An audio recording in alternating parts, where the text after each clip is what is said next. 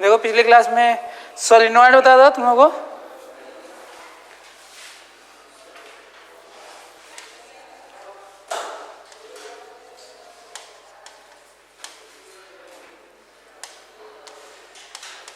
Solenoid में बताया था कि प्रूव भी किया था ना शायद।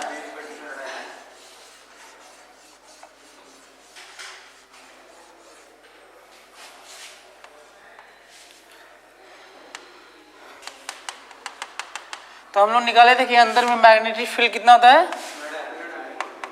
मैग्नेटिक फील्ड होता है म्यू नॉट एन आई ना, डिपेंड करता है यदि ऐसे है तो इधर की तरफ मैग्नेटिक फील्ड है और ऐसे है तो इधर की तरफ मैग्नेटिक फील्ड है, राइट। और इनफाइनली लॉन्ग के लिए सही था ना, और एन की वैल्यू है नंबर ऑफ टर्न्स पर unit length, mu naught is permeability a free space, I is current ना। यदि मान लो ये एल लेंथ है और N is total number of turns,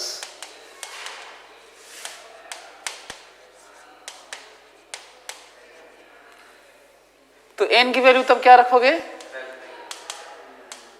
N by L रखोगे ना, और ये लिखा रहेगा कि L is very very large as compare to R ना, तो बी को फिर क्या लिखना पड़ेगा हम लोगों को, B is equal to mu not N by L I ना, सही है। अच्छा कहीं कहीं ऐसे भी देखो इससे रिलेटेड क्वेश्चंस कैसे बनते हैं, क्या क्या संभावनाएं हैं, जिसको तुम जानते रहोगे कि ये वैल्यू है तुम ये नहीं लिख पाओगे, तुम जानते रहोगे ये है कुछ और नहीं लिख पाओगे, तुम जानते रहोगे वैल्यू है तो कुछ और पूछेगा तो तुम कर नहीं पाओगे। वो कौन सी चीज़ है तुम्हें बताता हूँ, जो अक्सर मेरे से बच्चे पूछते रहे हैं। ऐसे लिखा रहता है कि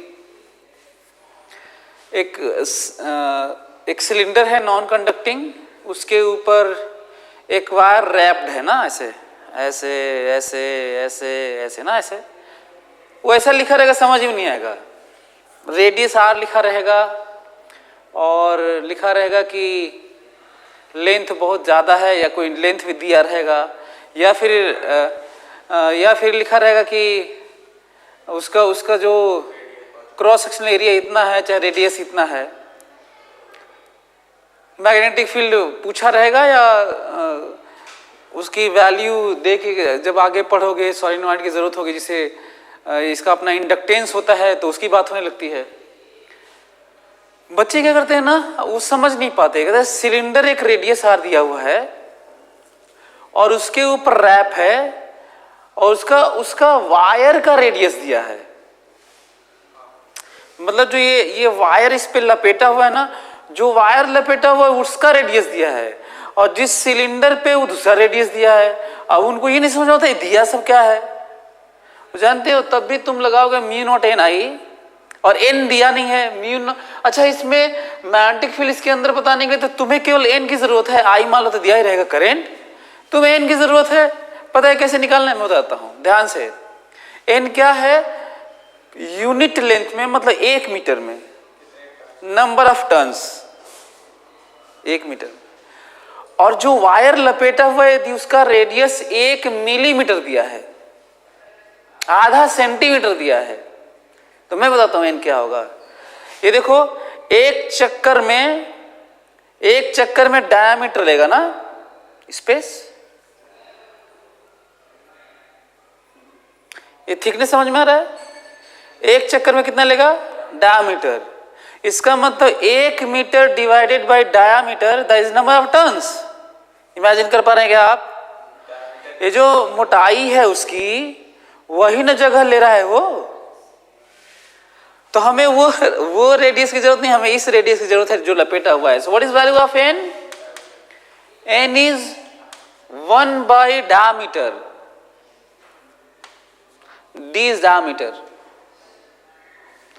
ये कब लेना है समझ में आया तुम लोगों को, यदि कोई कहेगा कि 1 मिलीमीटर है तो डायमीटर कितना होगा 2 मिलीमीटर, रेडियस 1 मिलीमीटर है तो 2 मिलीमीटर, तो जानते हैं इनकी वैल्यू क्या रखोगे, that is 1 metre divided by 2 millimetre. Clear हो गया? अब बच्चे रख नहीं पाते। इसका मतलब ये हुआ कि हम बहुत सारी चीजें जानते हैं, प्रैक्टिस नहीं किए रहते हैं, चीजें फेस नहीं किए रहते, हम कर नहीं पाते। एक और रिलेटेड बात सुनो तो जरा इसके बारे में। सब कुछ दिया रहेगा, this is only source which creates which produce constant magnetic field. हम लोग जब मैग्नेटिज्म शुरू किए थे तो पूरा चैप्टर एक तो उसी पे चला गया था, मैग्नेटिक फील्ड कांस्टेंट वाला। उसमें चार्ज फेंके थे, घुमा था, हेलिकल था, बहुत ड्रामा हुआ था। तो खूब हजारों क्वेश्चन तुम्हें मिल जाएंगे कांस्टेंट मैग्नेटिक फील्ड में, कुछ बातचीत। लेकिन वहां पे ध्यान दिए होगे कांस्टेंट मैग्नेटिक फील्ड हम दे देते थे, कह देते थे और उसके अंदर में कुछ बात करते थे, लेकिन कभी जाने नहीं कि कांस्टेंट मैग्नेटिक फील्ड प्रोड्यूस कैसे होता है। ऐसे ही होता है, इसके अलावा कोई कांस्टेंट मैग्नेटिक फील्ड कहीं नहीं होता। न वायर का होता है, न मैग्नेट का होता है, न किसी चीज का होता है, कहीं नहीं होता है, बस इसी के अंदर में होता है। ठीक वैसे जैसे इलेक्ट्रोस्टैटिक में खूब पढ़ते होगे, सिवाय कैपेसिटर के बीच में कहीं मैग्नेटिक फील्ड कांस्टेंट नहीं होता। बहुत करते होगे तो सॉलिड यूनिफॉर्म के अंदर कोई कैविटी बना देते हो, वहां होता होगा।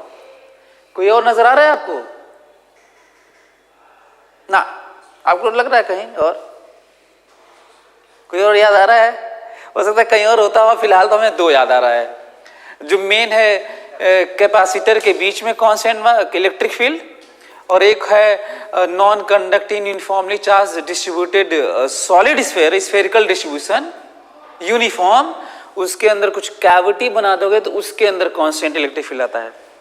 इसके अलावा तो हमें नजर नहीं आ रहा है, कैसा भी डिस्ट्रीब्यूशन कर लो हमको नजर नहीं आ रहा है कि कहीं तुम्हें कांस्टेंट मिलेगा। ना पॉइंट चार्ज का है, न कई चार्ज का है, न वायर का है, न लाइन का है, न सॉलिड उसका यूनिफॉर्म डिस्ट्रीब्यूशन का है, न स्फेरिकल। हाँ, तो है तो उसी का फॉर्म, मतलब इनफाइनाइट लार्ज सीट का तो है, वो कैपेसिटर वाला मैं मान के चल रहा हूँ। मतलब इनफाइनाइट सीट डिस्ट्रीब्यूशन का ही बस है ना, बस। ठीक वैसे मैं तुम्हें रिलेट कर रहा हूं। इसका मतलब तुम्हें ये बताना चाहता हूं कि ये देने के बाद अंदर में कोई चार्ज फेंक दे, इधर उधर फेंक दे, कुछ कहे, इसका मतलब दो मिल गया होगा, तब तो कहेगा कि ये है और उसके अंदर ये हो। अब तुम्हें कर ही नहीं पाओगे, क्योंकि यही दिक्कत है। हम तो पढ़े थे कांस्टेंट मैग्नेटिक फील्ड दे देता और उसमें चार्ज फेंक देता तो हम करते, क्योंकि प्रैक्टिस में थे। तो हम लोग चीजों को जानते हुए भी नहीं कर पाते। क्यों? क्योंकि कॉम्बिनेशन हो जाते होंगे। तो सॉलिनॉइड से फेमिलियर हुए, this is only way to create constant magnetic field. कहीं और हमें तो नहीं दिख रहा है फिलहाल। तो एक तो ये है, ध्यान रखिएगा। दूसरा हमें क्वेश्चन दिया था, याद है आप लोग किए? मैं कहा था कि फाइनाइट लेंथ का होगा तो बताइए कितना, कहीं यहाँ पे मैग्नेटिक फील्ड, यहाँ पे मैग्नेटिक फील्ड किए आप लोग? हाँ, चलो मैं करता हूँ। देखो तो मैं जो बातचीत बताया उसको यूज करना ना कहीं पे, खासकर जितना ही ज्यादा डेप्थ में जाएंगे उसी तरह इस तरह की बातें होंगी। ये बताओ कि कोई हमसे कहता है कि यहां पर बताइए मैग्नेटिक फील्ड कितना है ना, इस पी पॉइंट पर। फाइनाइट लेंथ है, करंट आई है, रेडियस आर है, और यहां पर बताना है ना, यहां पर बताना है। तो क्या किया जाए बताओ यहां पर बताने के लिए? अब ना एम्पियर सर्किटल लॉ लगा पाओगे और ना ही तुम कोई ऐसा फार्मूला है जिसे डायरेक्ट ऐसे लगा दे के आंसर आ जाए। एम्पियर सर्किटल लॉ लगेगा नहीं? हाँ,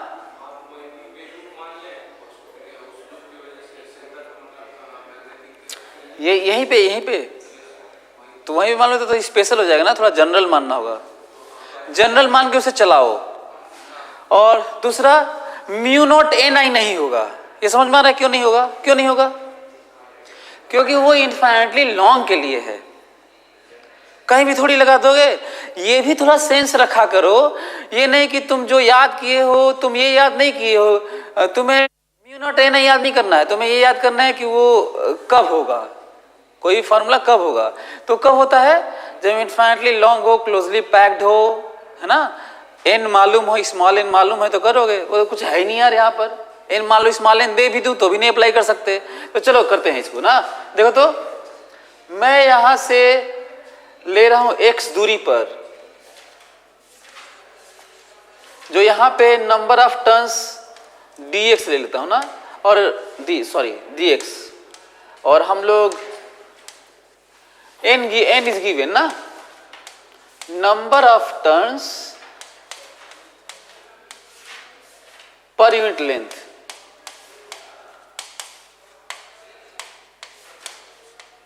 सही है। मैं इसको x लेंथ पर dx लेंथ में, अच्छा अब इसको तो एक ही जगह माना जाएगा यहाँ पे जो रिंग है, तो बताओ जल्दी से बताओ कितने, यहीं पर dx लेंथ में जिसको एक ही जगह माना जाएगा कितने टर्न है बताओ। n dx, अरे यार n को कह रहे हो नंबर ऑफ टर्न्स पर यूनिट लेंथ, तो dx मल्टीप्लाई करो तो नंबर ऑफ टर्न्स आएगा ना। ये बड़ा इंटरेस्टिंग है। और दूसरा मैं क्या यूज करने जा रहा हूं वो जानो। मैं तुम लोगों को बता चुका हूं, ये वाला बताया हूं कि एक रिंग का, ध्यान से, एक रिंग का इतनी दूरी पर, x दूरी पर हम लोग मैग्नेटिक फील्ड निकाले हैं। यदि ऐसे है तो यहाँ पे मैग्नेटिक फील्ड कितना होता है बताओ, यदि रेडियस r है तो बताओ मैग्नेटिक फील्ड यहाँ पे कितनी होती है, mu not I R square divided by 2 X square plus R square to the power 3/2। Copy में चेक करो, कॉपी में चेक करो। और कैसे क्रॉस चेक करोगे, जब x 0 करोगे तो mu naught I by 2r आना चाहिए, है ना। इसको मैं यूज करने जा रहा हूं, मतलब यदि इसको ये हमको नहीं मालूम है तो पहले हमें ये निकालना होगा। मतलब इमेजिन करो कि यदि हम ये नहीं जानते हैं तो ये ढेर लंबा हो गया फिर तो, है ना। तो निकाल चुके हैं तो यूज करने जा रहा हूं। और इतने टर्न को हम एक ही जगह कोई दिक्कत आपको, एक ही जगह मान लेना। तो ये देखिए मैं P पे मैग्नेटिक फील्ड निकालने जा रहा हूं।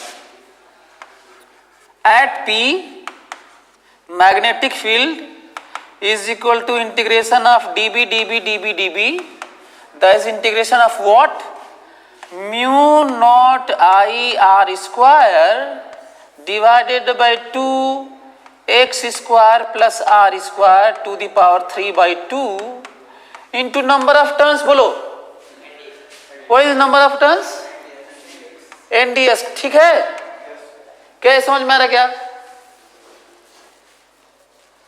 NDX। सभी लोग 1 मिनट लो, सॉल्व करो। सभी लोग 1 मिनट लो और सॉल्व करो।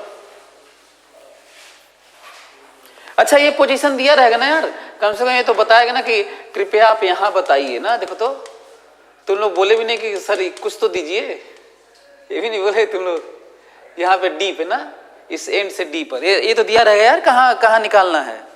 चलो चलो देखो तुम थोड़ा सोचो फिर मैं बताता हूं। 1 मिनट टाइम लो। अच्छा मैं उतना बनाया नहीं, थोड़ा इधर नोटिस करो तो, कई बच्चे थोड़ा कम समझते हैं, क्योंकि मैं वो वैसा बनाने लगूंगा तो बड़ा देर, आधा घंटा बनाता ही रह जाऊंगा। ये सब क्लोजली पैक है ना, मैं दूर दूर बना दिया हूं। इमेजिन कर पा रहे हैं, इमेजिनेशन बहुत जरूरी है। ये जो मैं दूर दूर बनाया हूं रियली में दूर दूर नहीं है, इतना पास पास है, बस बनाया नहीं हूं मैं। मतलब इसको जस्टिफाई कर रहा हूं। यहाँ वाला जो यहाँ पे कई ठो वायर सोच रहा था मैं, dx में कई वायर, वो तो दिख नहीं रहा है। dx लेंथ में कई वायर दिख नहीं रहा है, लेकिन सोचना तो पड़ेगा ना, और बना नहीं सकता, वो तो ढेर दिक्कत हो जाएगा, आधा घंटा बनाना पड़ेगा फिर। तो जल्दी से इसको सॉल्व करिए।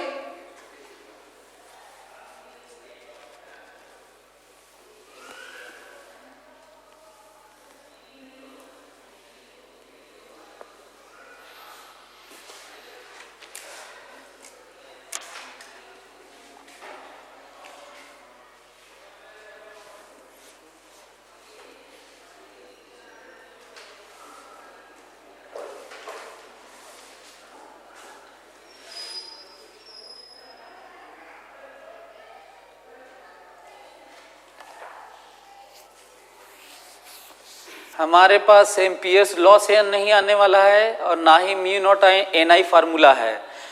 यही मजबूरी है कि हमें रिंग लेके चलाना पड़ रहा है और कोई तरीका, इसके अलावा कोई तरीका भी नहीं है, कोई तरीका नहीं है इसके अलावा।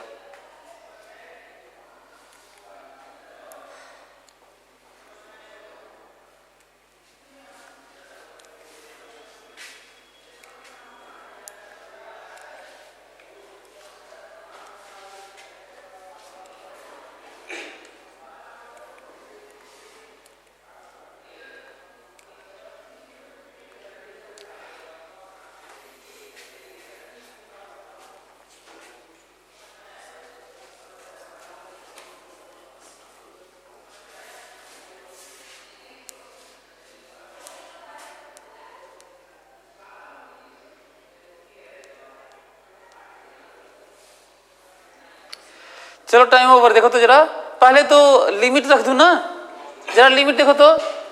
यदि मैं एक्स इधर माना हूं, वैसा ही वाला है यार, ये वाला एक्स है।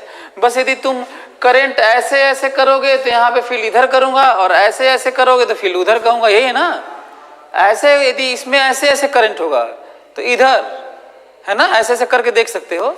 और ऐसे ऐसे करंट हुआ तो इधर पूरा, और कांस्टेंट मैग्नेटिक फील्ड। ये तो नहीं, यहाँ पे कांस्टेंट नहीं है, हालांकि हमें अभी एक्सिस पे पाना है, राइट। सो हाँ, तो पहले जिस तरह से x माने हो, ये माइनस डी, और ये बचा हुआ कितना है, ये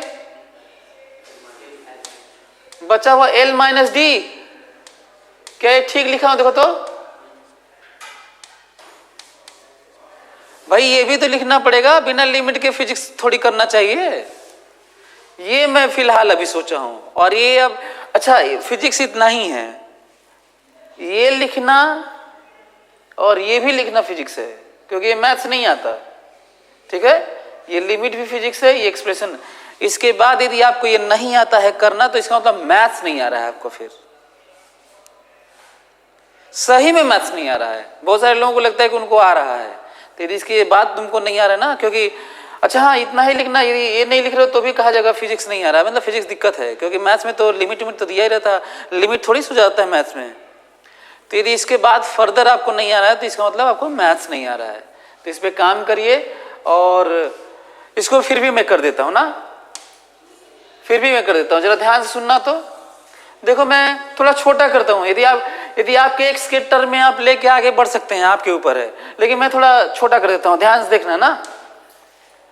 मैं सोच रहा हूँ कि यहां से ये बात ऐसे कर लूं और कह दूं कि ये रहा, ये इधर लिख लेता हूं थीटा, ये थीटा, इस लाइन से ये थीटा है, तो ये थीटा है, तो ये भी थीटा, सही है। ये समझ में आ रहा है? ये जो अच्छा, ये समझ में आया कि रिंग में जनरल लेके चलाने वाला हूं ऐसे, x दूरी पर dx थिकनेस को लेके नंबर ऑफ रिंग्स बहुत सारे होंगे, उसको पूरा यहां से यहां तक चलाने वाला रहूं, चला। तो जनरल मानना, जैसे वो कहा था ना कि सर यहाँ पे उस पे सेंटर पे लीजिए, ऐसे नहीं ले सकते, वो फिर स्पेशल ले चलाओगे कैसे? फिर चलाना है, चलाने के लिए जनरल लेना पड़ता है। मतलब यहाँ पे पाना है तो आप x दूरी पर जनरल लेके चला दीजिएगा, वहां से वहां तक कर दीजिएगा। अब ये आंसर है, तरीका बता रहा हूं। सो हाँ, तो मैं क्या करने जा रहा हूं पता है? मैं करने ये जा रहा हूं कि मैं लिखने जा रहा हूं tan theta, tan theta is equal to, देखो तो x बाई आर, बोलो x बाई आर। तो x बराबर बताओ कितना? r tan थीटा है। जरा सब्स्टिट्यूट करो तो यहां पर, जरा यहां पे सब्स्टिट्यूट करो तो रिलेशन भी, बल्कि कुल कन्वर्ट भी हो जाएगा यार।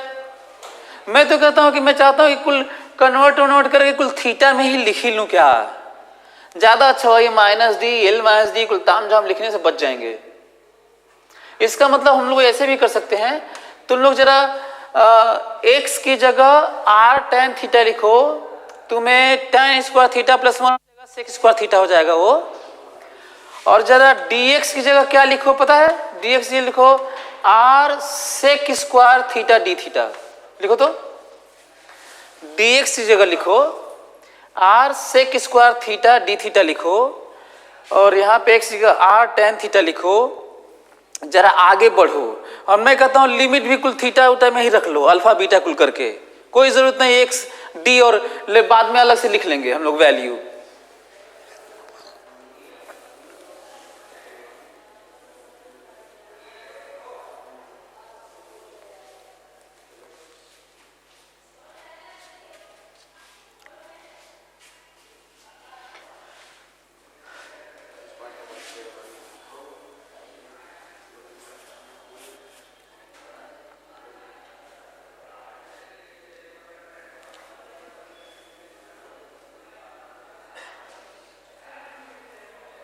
आए आप लोगों का?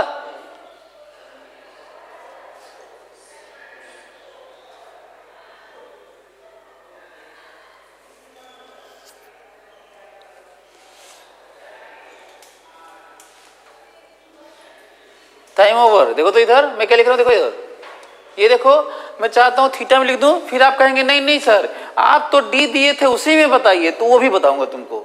फिलहाल देखो तो मैं क्या लिख रहा हूं, mu not I R square लिखा, एन लिखा, dx जगह R sec square theta D theta लिखा, और नीचे मेरा आया 2 R cube sec cube theta. सही आया क्या? देखो तो ये यहां पे रख के देखो तो, यहां पे तुम लोग रख लो, यहां पे आर टेन थीटा रख लो, ब्रैकेट में आ जाएगा टेन स्क्वायर थीटा प्लस 1 हो जाएगा, जिसे सेक स्क्वायर थीटा होता है। क्या ये आ रहा है क्या आप लोगों का? जरा देखिए कैंसिल लिखिए तो, ये कैंसिल, ये और ये कैंसिल करोगे तो नीचे सेक थीटा, और उसको ऊपर ले जाओगे तो कॉस थीटा। और जरा लिमिट देखो, इंटरेस्टिंग लिमिट देखो तो, सभी लोग लिमिट इधर देखो तो, मैं चाहता हूं कि ये जो एंगल बन रहा है वो अल्फा है, और ये जो लंबा वाला बन रहा है यहां तक, उसे बीटा मान लेता हूं। नोटिस करो, मैं चाहता हूं कि अल्फा बीटा में आ जाए ताकि थोड़ा बढ़िया हो जाए। ये मैं जनरल थीटा लिया हूं, और उधर जो एंगल एंड का बन रहा था वो अल्फा है, और इधर जो बन रहा है वो बीटा है। तो आपको नहीं लग रहा है कि लिमिट यहां से लेकर यहां तक ऐसे बन रही थी? तो एक काम करते हैं ना, इसको कर देते हैं माइनस अल्फा से प्लस बीटा तक। अरे एंगल तो यही तुम माने थे, जब एंगल में कन्वर्ट हो चुका है तो क्यों मैं इतना लंबा सा कुछ लिखूं?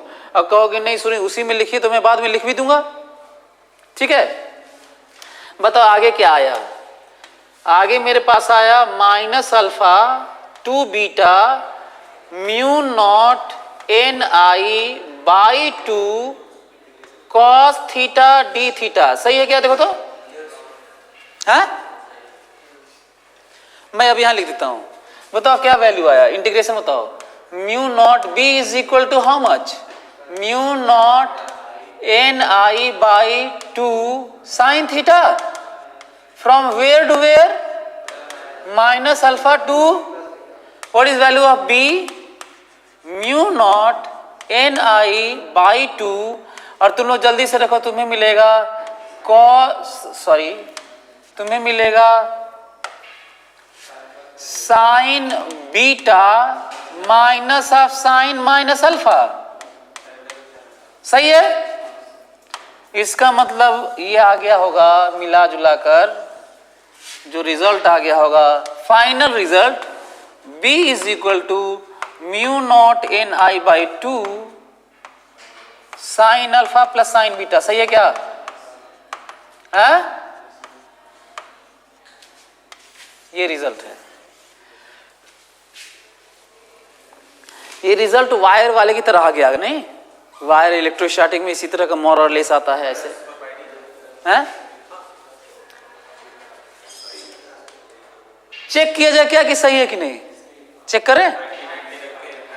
ये बताओ, जब इन्फिनिटी लॉन्ग इधर होगा तो अल्फा कितना हो रहा होगा? 90। अब बीटा कितना हो रहा होगा? 90। तो यहाँ पे 90 रखते हो तो यहाँ पे कितना हो जाएगा?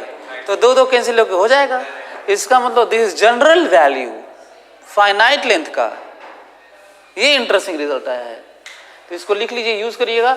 लेकिन कैसे याद कैसे करना है पता है? देखो ऐसे याद ऐसे करना है, इस एक्सिस के परपेंडिकुलर लाइन से एक तरफ अल्फा और दूसरी तरफ बीटा ऐसे हो तब प्लस है ये।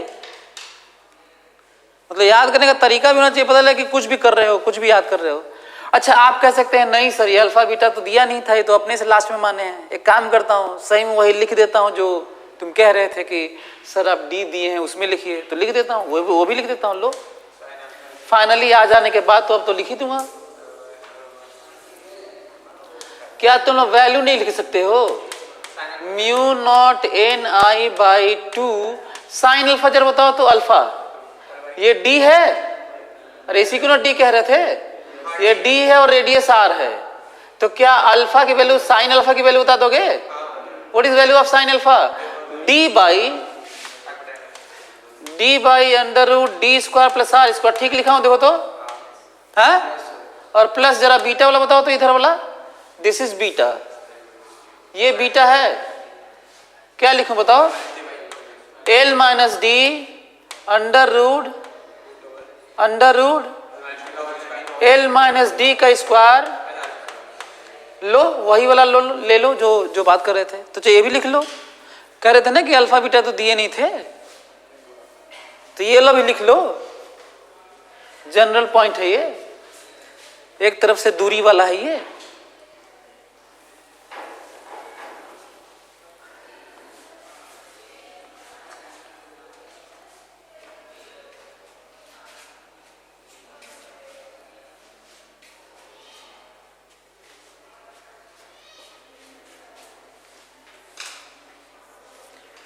क्या तुम लोग अब ये बता सकते हो क्या, जैसे मान लो ये है ना सोलिनॉइड है, नंबर ऑफ टर्न्स पर यूनिट लेंथ दिया हुआ है और कर है कि इसके एक एंड पर बताइए, इनफाइनाइटली लॉन्ग है, यहां पर बताइए कितना मैग्नेटिक फील्ड है, बता दोगे?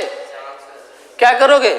कहोगे कि ये वाला एंगल अल्फा 0, इधर वाला 0 और उधर वाला 90 ना, तो रखते हैं यहां पर मैग्नेटिक फील्ड बताने जा रहा हूं एक एंड पर, mu naught N I by 2, बताओ ये जो लंबाई है उसके उधर एंड को हम लोग अल्फा कह रहे थे, तो उधर तो कुछ है नहीं तो 0 मान लें, ऐसे ना सोचोगे, ऐसे 0 साइन 0 प्लस साइन 90, जानते हो आंसर कितना है?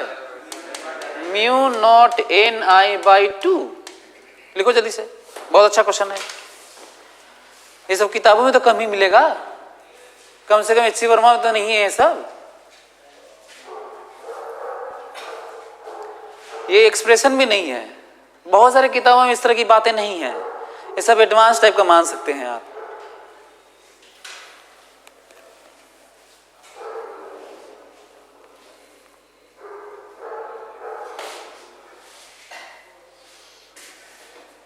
अच्छा कोई आपसे इधर कह दे तो कहे कि नहीं आप हमको यहां बताइए, यहां पर बताइए, डी दूरी पर बताइए, चाहे ऐसी दूरी पे बताइए जो यहां से 45 डिग्री पे हो, ये 45 45 देख रहा हूं मैं, कहां पूछ रहा हूं मैं? बाहर पूछ रहा हूं मैं, कह रहा हूं यहां बताइए, तो तुम क्या करोगे? कहोगे कि ये 45 है तो ये भी 45 ही है, तुम्हें ये वाला नहीं चाहिए, तुम्हें ये वाला चाहिए। यदि ये कहता है कि ये 30 डिग्री है तो तुम्हें 30 नहीं रखना है, 60 रखना है। अब फिर क्या करना है? कहोगे कि उधर वाला प्लस है और फिर इधर वाला प्लस है, तब प्लस है, यदि उधर वाला भी इधर हो गया तो माइनस लिखना होगा। क्लियर क्या? यहां से उधर को प्लस कहते, उधर अल्फा और इधर बीटा ना, अब पता लगा कि उधर की जगह इधर कर रहे हो, तब तो माइनस करना होगा। तो जानते हो क्या लिखूंगा? देखो इस तरह की बात तो हो चुकी है कई बार, मैं यहां पे लिखने जा रहा हूं, देखो तो B mu not N I by 2 sine minus 45 degree, समझ में आ रहा तुम्हें? अब प्लस साइन 90, यदि इनफाइनिटली लॉन्ग है तो, और आंसर आंसर है। बाहर भी बता रहा हूं मैं, अंदर भी। यहां पर नहीं बता दोगे, यहां पर कह दूंगा 45 है, 60 है, कुछ बोल दूंगा तो वहां बता देना। क्लियर? तो बहुत सारी संभावनाएं है पूछने के लिए। अब जरा थोड़ा परसेप्शन बना ले, जो हालांकि मैं बताया हूं लेकिन फिर से आपको याद दिला दूं। देखो तो ये जो सॉलिनॉइड होता है, थोड़ा परसेप्शन के नाम पे, क्योंकि अब तो खूब बातें इसी तरह की होनी है ना। ऐसे तुम्हें जान के सरप्राइज होगा कि हम लोग जो बाहर कहते हैं, जो डेरिवेशन किए थे जीरो, बाहर जो कहते हैं वो रियली में वो होता कैसा है, उसके फील्ड लाइंस कैसी होती हैं, जीरो क्यों कहते हैं बताया था, फिर याद दिला रहा हूं तुम्हें। इसके बाद इसको कहते हैं ओवर। ये देखो, मान लो करंट ऐसे है, ऐसे ऐसे ऐसे ऐसे ऐसे है, तो फील्ड अंदर में ऐसे है ना, तो इसका मतलब फील्ड ऐसे है। एक्सिस वाला गया होगा, फील्ड हमेशा के लिए इधर चला गया होगा ना। और पास वाला इतना स्ट्रांग होता है ना कि मिल के ऐसे होके बगल में ही चला आता है। याद करो, किसी वायर के पास में तो वहीं पे घुमा रहता है ऐसे। इसका मतलब ये वाला यहीं पर है और बीच वाला तो इनफाइनाइटली पता नहीं कहां से मुड़ के आएगा, क्लोज बनाना है। इसका मतलब ये हुआ कि ये वाला थोड़ा सा ऊपर वाला ऐसे रहा होगा, थोड़ा सा और ऊपर वाला ऐसे रहा होगा, पता नहीं कहीं से घूम के आना है, थोड़ा सा और ऊपर वाला यहाँ से घूम के आना है, फिर थोड़ा सा और ऊपर वाला यहाँ से घूम के आना है, थोड़ा सा और ऊपर वाला यहाँ से घूम के आना है, इसी के बीच में ऐसे होना है ना, थोड़ा सा ऊपर वाला ऐसे घूम के आना है। ठीक है। सिमिलरली नीचे वाले के लिए भी ऐसे करना होगा हमें, थोड़ा सा और नीचे, थोड़ा सा और नीचे, थोड़ा सा और नीचे। पास वाला तो यहीं से घूम जाएगा,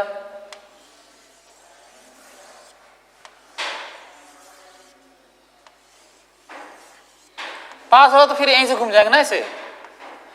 मैं तुम्हें ये बताने की कोशिश कर रहा हूं कि इमेजिन करो कि बीच से लेकर यहां पे 100, कितना लाइन है 100, ये 100 लाइन जब यहाँ पे ये वाला यहीं से मुड़ जाएगा, ये इनफाइनाइट से आएगा, तो इसका मतलब डिवाइड होना है कितने में, इसको इनफाइनाइट लेंथ में डिवाइड होना है। ये जाना है इनफाइनाइट पर और ये मुड़ जाना है यहीं पे, तो ये जो निकलेगा वो बहुत दूर से मुड़ने वाला, ये यहीं पे मुड़ जाएगा। कितने स्पेस में डिवाइड होना है, इनफाइनाइट। डेंसिटी कितनी होनी है, 0। और density measures what, magnetic field intensity. तो बाहर की तरफ यहाँ पे नॉट 0 एग्जैक्ट, टेंडिंग टू 0, और टेंडिंग टू 0 को हम लोग क्या मानते हैं, 0। जल्दी से बना लो, मैं तो ऐसे ही आपको बस आइडिया के लिए बनाया हूं कि आप लोग याद रखिएगा।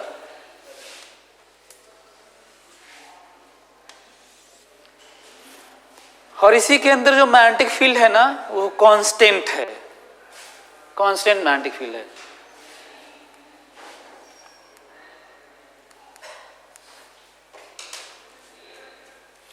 और यही वाले निकाल रहे थे, देखो इधर ये जो वैल्यूज निकाल रहे थे ना, ये जितना अंदर में इनफाइनाइटली लॉन्ग है, तो जितना अंदर में है उसका आधा यहां पर है, जितना यहां पर है उसका आधा यहां पर है, क्योंकि अब टेढ़ा होने लगा था, और उससे कम यहां पर है, उससे कम यहां, सो ऑन, कम होता जा रहा है, और इनफाइनाइट पे 0 होना है वो से, क्योंकि वही डेंसिटी 0 होना है।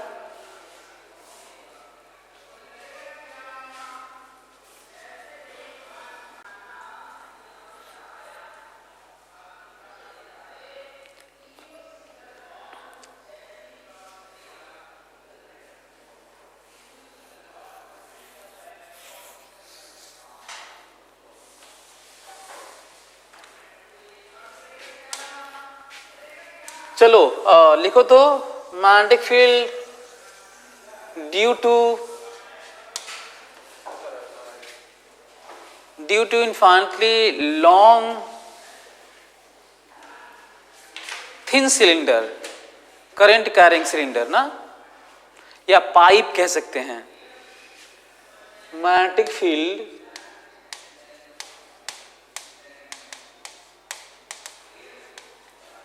Field due to current carrying pipe कर दें, अच्छा कुछ भी नाम कर सकते हैं, current carrying pipe,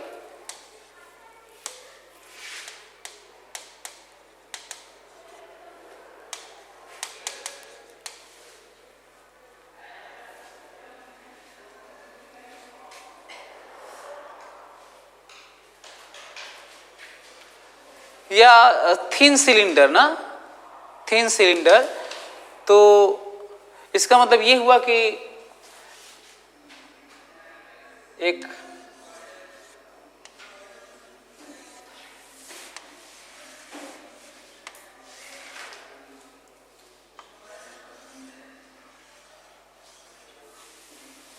radius are,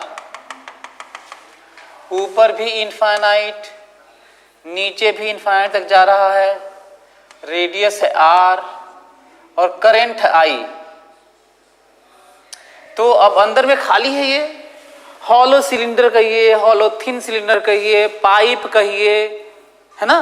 सो अब इसमें करंट आई है ना, करंट इज आई, और आपको बताना है फील्ड पूरे में बाहर, आउटसाइड, इनसाइड फील्ड बताना है। आर रेडियस का पाइप है, हॉलो पाइप कहिए, हॉलो सिलेंडर कहिए, थिन सिलेंडर कहिए, सब एक ही बात है ना। और ये इसका मतलब थिन है, ये वाला थिन, पूरा गॉस वाली बातें होनी है, गॉसेस लॉ वाली बातें, ठीक है। तो लू वही हम लोग लाइन इंटीग्रल करना होगा। तो देखो मैं करने जा रहा हूं, देखो मैं ले रहा हूं पहले फॉर पोजीशन के लिए। अच्छा क्या निकालना है पता है ना, निकालना है magnetic field as a function of distance from axis of the pipe. Straight है, infinitely long, straight, current carrying, I uniformly distributed. मतलब इतना ज्यादा लिख देगा कि आप सोचेंगे पता नहीं क्या लिखा हुआ है। स्ट्रेट लिखेगा, इनफाइनाइटली लॉन्ग लिखेगा, थिन लिखेगा, सिलेंडर या पाइप लिखेगा, और कह देगा यूनिफॉर्म करंट है, फिर कह देगा एक्सिस से डिस्टेंस आर पर बताइए। अब आर तो दो पार्ट होगा, for R less than R, तब मैं लाइन इंटीग्रल लूंगा ये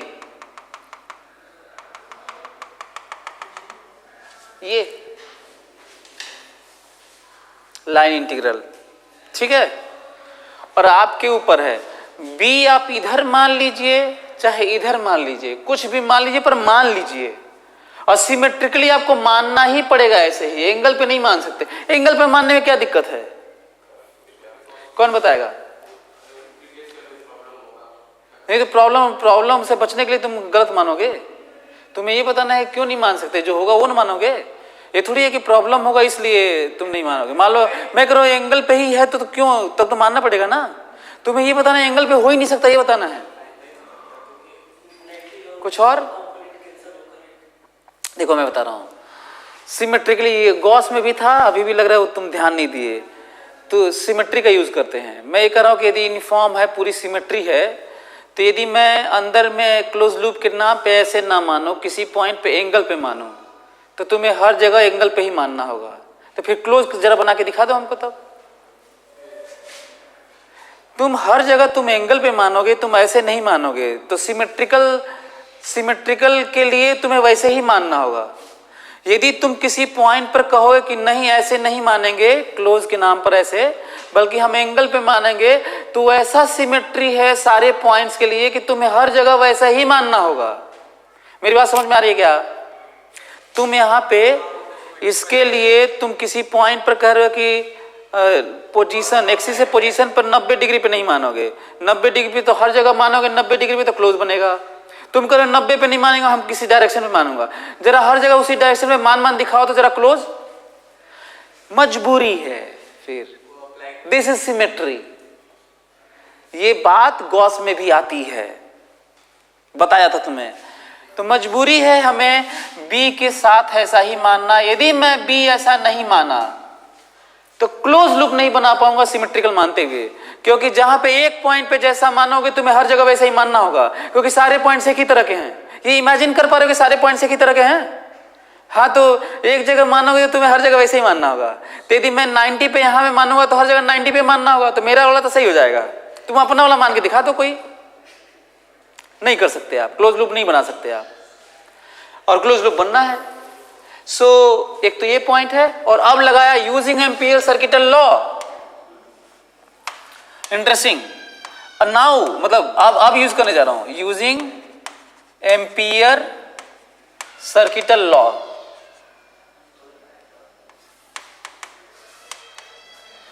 कौन सा C using circuit ampere circuital law? B dot DL is equal to mu not I enclosed I इन,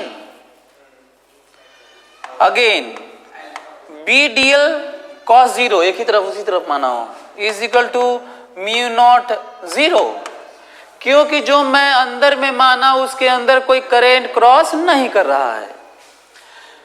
जिस तरह का मैं b जिधर लिया हूं उधर ही dl है cos zero, b is constant due to symmetry, summation of dl is zero, why summation of dl 2 pi r is equal to zero, so b is equal to zero.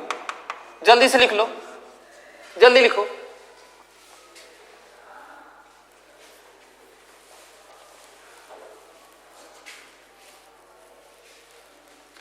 तो ये बड़ा important था ये question कि आप क्यों मान रहे हैं उसी के लॉन्ग, बी तो किसी और के लॉन्ग भी हो सकता है, वो क्यों नहीं माने, तो उसके पीछे रीजन है।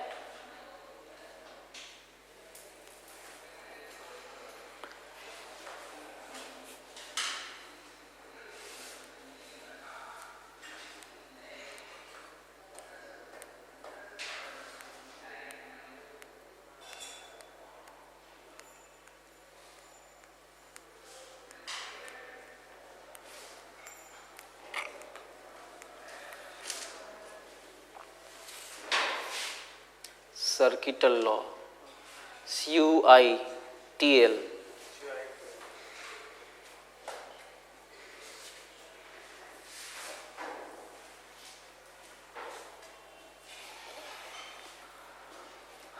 ये कितना थिकनेस है इसकी? Tending to zero, zero. Inner outer radius अलग नहीं है, सेम है, थोड़ा सा अंतर है, उस थोड़े से कोई अंतर नहीं मानते, इतना कम है, और अंदर खाली है, सरफेस पे ऐसे जा रहा है करंट। फॉर इधर यहां पे लिख देता हूं, for R greater than equal to R using ampere circuital law, B dot DL again is equal to mu not I in. और देखो तो अच्छा, मैं भूल गया बताने यार, ये आर है, स्मॉल आर ना, और फिलहाल बाहर वाले के लिए ये आर है, ठीक है।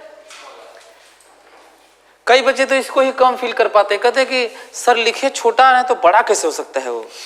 तुमको इससे क्या मतलब है यार कि सिंबल में छोटा लिख रहा हूं तो बड़ा कैसे हो सकता है मैं मान रहा हूं भाई बड़ा। और कई बार ऐसे कहते हैं सर ये उसी को छोटा उसी को बड़ा कैसे माने हैं। वेरिएबल है यार, दैट टेक्स वैल्यू ना, वो स्मॉल आर वैल्यू वो तो वेरिएबल है ना, ये कांस्टेंट है, कैपिटल आर इज कांस्टेंट ना, स्मॉल अर्थ वेरिएबल है, वो छोटा भी हो सकता है बड़ा भी हो सकता है भाई, वो तो वेरिएबल है, ऐसे समझना है। कई बच्चे जनरल टर्म को और वेरिएबल को कम समझ पाते हैं। फिर से मैं कहूंगा सिमेट्री से, फिर सिमेट्री, सारे पॉइंट एक ही तरह के होंगे, और फिर वही वाली बात आएगी, तुम्हें बी ऐसे ही मानना होगा, नहीं मानोगे तो क्लोज लूप नहीं बनेगा। इंपॉर्टेंट पॉइंट है। इसका मतलब जिधर बी उधर ही डीएल, कितना एंगल? जीरो। कितना एंगल?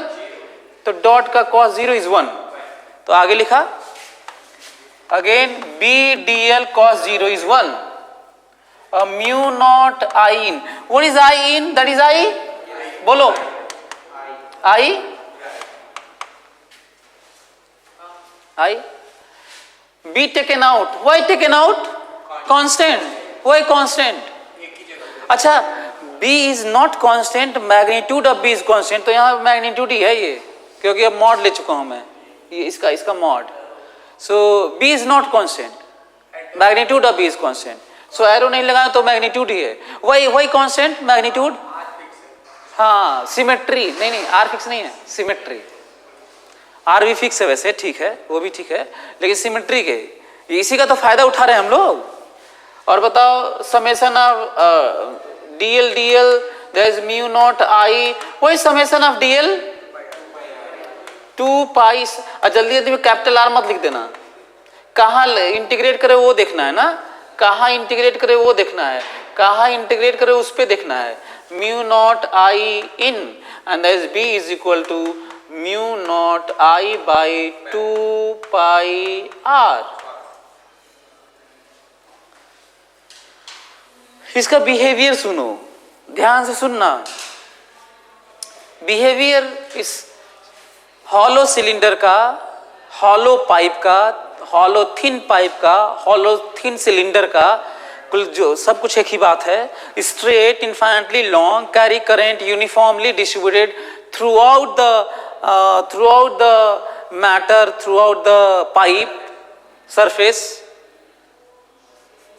मैग्नेटिक फील्ड जो देता है उसका बिहेवियर ऐसा है कि अंदर में तो जीरो है, बाहर में ऐसे है जैसे पूरा करंट कहां पर हो, एक्सिस पर हो। कहां पर हो? पूरा गॉस की तरह है। जैसे सॉलिड वाले में बाहर के लिए ऐसा लगता है पूरा सेंटर पे हो, लेकिन लगता है क्योंकि फार्मूला आता है, होता नहीं है। नोटिस है करने वाला, यानी कि सही में मान ही लिए तो फिर यहां पे भी तुम गड़बड़ हो जाएगा फिर अंदर वाला। तो बिहेवियर कैसा आया? बाहर के लिए ऐसा लग रहा है, याद करने के नाम पर बाहर के लिए ऐसा बिहेवियर है जैसे पूरा करंट यहाँ पर हो, लेकिन ध्यान रखना ये पूरी सिमेट्री कुल रहेगी तब, ये नहीं कि एंगल के साथ बदल रहा है चारों तरफ और फिर तुम मान लोगे कि एक्सिस पर है, ये नहीं हो सकता। ठीक है, तो ये वैल्यू आया है। क्यों वैल्यू आया है? क्योंकि यहाँ से आर दूरी पर इसमें आई हो, यहाँ पर ये आई ना हो, यहाँ पर आई हो तो भी वैल्यू इतनी ही आती है। याद करो, mu naught I by 2 pi D. अच्छा, इसी तरह के किसी तरह के केस में कंफ्यूजन भी होता है, क्योंकि तुम तो रिंग वाला याद किए हो mu not I by 2 R, और फिर उसके बाद तुम याद किए हो 2 पाई डी। अब यहाँ पे फिर आर आ गया तो तुम्हें दिमाग में आया यहाँ पे 2 आर होता है। भाई मैटर ये नहीं करता कि तुम डी यूज करो यार, जरूरत है तुम किसका बता रहे हो। तो रिंग वाला अलग से 2 आर याद रखिए, इनफाइनाइटली लॉन्ग वाला अलग से 2 पाई डी या 2 पाई आर याद रखिए। बात आर की नहीं है और डी की नहीं है। क्लियर? ग्राफ खींचिए तो जरा जल्दी ग्राफ खींचो।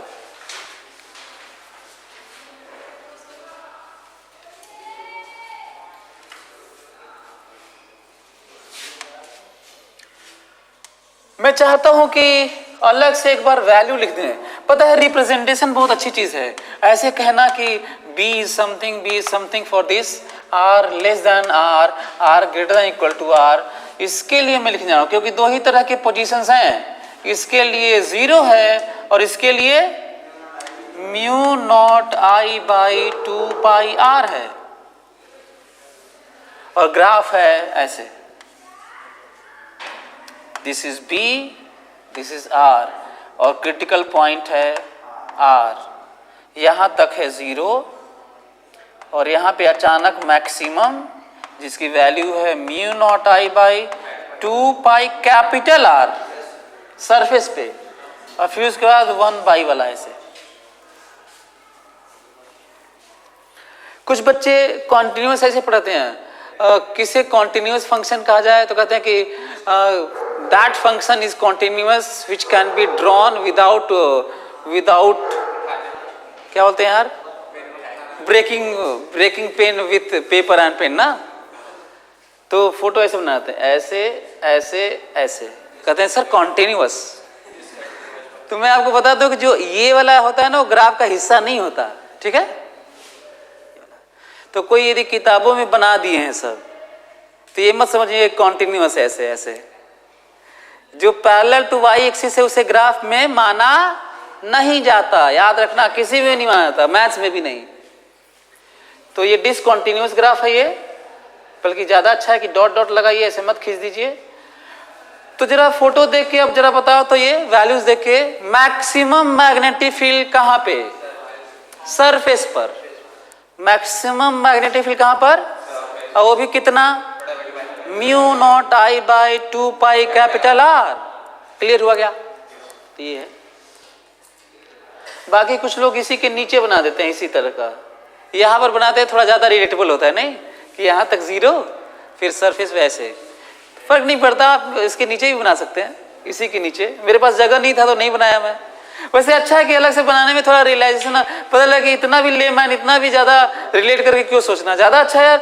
हर जगह एग्जाम में भी तो ऐसे कहीं बना नहीं होगा, ऐसे फोटो से 4 ऑप्शन ऐसे ही बनाएगा वो, तो ज़्यादा अच्छा है, अलग ही ठीक सही। जल्दी से लिखो तो magnetic field due to current carrying solid pipe,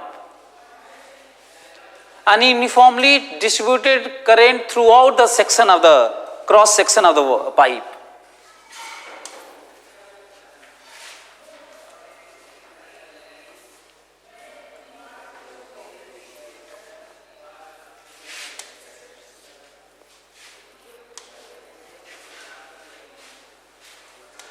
Current passing through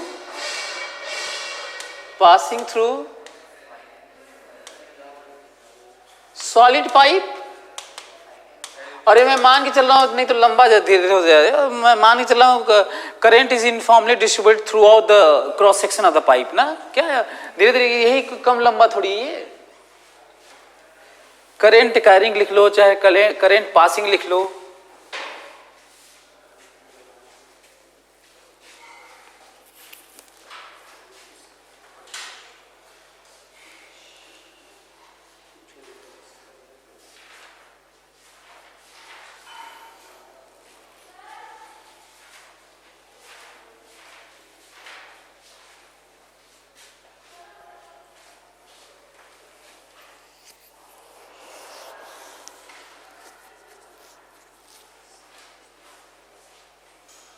अब तो ये वाला कर लिए होगे, तो अब तो एक ठो कर लिए हैं, हॉलो वाला, तो ये वाला तो आपको अपने से करना चाहिए ना। For r less than capital R d.dl integration mu not I in. जरा देखो तो, जिस तरह का मैं ये माना हूं उसके लिए ये लूप माना हो, ये देखो, और क्योंकि इस बार पूरे में करंट है ना, पूरे सेक्शन में करंट है, और टोटल करंट आई है, कैपिटल आई ना, ठीक है। तो बताओ इस बार इसके अंदर में भी है, पूरी व्यवस्था वैसी ही है। सिमेट्री का यूज करोगे तो भी तुम्हें फिर सब कुछ वैसी ही बात लगेगी, बस अंतर इतना होगा कि इस बार आई इन 0 नहीं है, ठीक है। तो क्या लिखूंगा वो जरा देखो तो फिर अगेन लिखा B D L cos 0 is 1 again, क्योंकि दोनों के बीच में एंगल 0 है। Mu naught what is I in current पर unit area pi R square into interested area pi square, ठीक लिखा हूं देखो तो। पूरे सेक्शन में कैपिटल आर रेडियस के सेक्शन में करंट आई है, तो ये करंट पर यूनिट एरिया समझ में आ रहा है ये। और फिर कितने में चाहिए, पूरे एरिया में करंट पर यूनिट एरिया इतने एरिया का ही इन चाहिए ना, ठीक है। आगे बढ़ता हूं, B taken out summation of DL DL DL DL that is mu not I R square by pi R square. What is integration of DL 2 pi, जल्दी से मैं गलत मत लिख देना, इस पे तुम इंटीग्रेट कर रहे थे, जो तुम माने हो स्मॉल रेडियस ना, उस पर कर रहे थे। That is mu not I R square by pi R square, pi cancel हो गया था ना यार।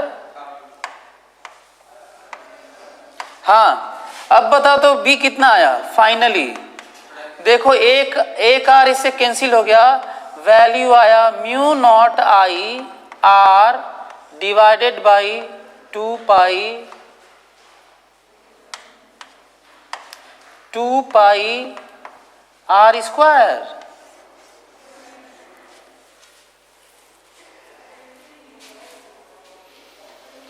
सिमिलरली यदि ये बात है तब तो हम लोगों को बाहर के लिए भी लिखना पड़ेगा ऐसे ही अगेन। अरे मिटा के दीजिए, इसमें तो वही था शायद ना, B D L mu not I in. अच्छा ये बताओ, ये जो बाहर वाला लिया हूं मैं, इसके अंदर तो पूरा ही आई है, तो पूरा आई है तो ठीक है, पूरा आई है। B taken out, summation of DL DL DL DL, that is mu naught total I, that is B 2 pi R. किस पे आर? वो बहुत ही, मैं बार बार रिपीट कर रहा हूं क्योंकि कॉमन मिस्टेक है, बच्चे ध्यान नहीं देते, कहीं पे कैपिटल आर कुछ भी लिख देते हैं सब। Mu naught total I, B is equal to mu not I by 2 pi R. जल्दी से ग्राफ खींचो।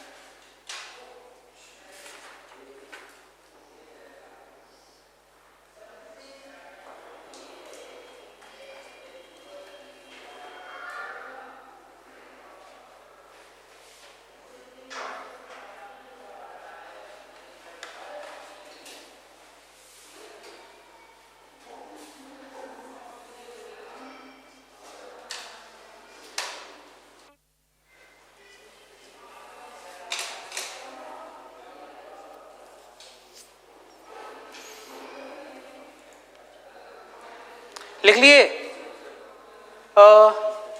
इससे पहले कि मैं ग्राफ बनाऊं, जरा देखो तो, यदि मैं कैसे कैसे क्वेश्चन बना सकता हूं। देखो तो, वो कहते हैं कि हम आपको देंगे करंट डेंसिटी,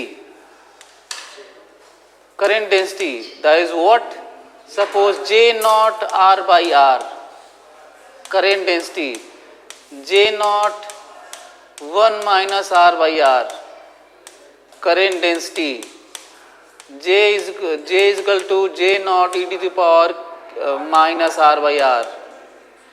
बहुत सारी संभावनाएं हैं। Current density J is equal to R by R 1 minus R by are.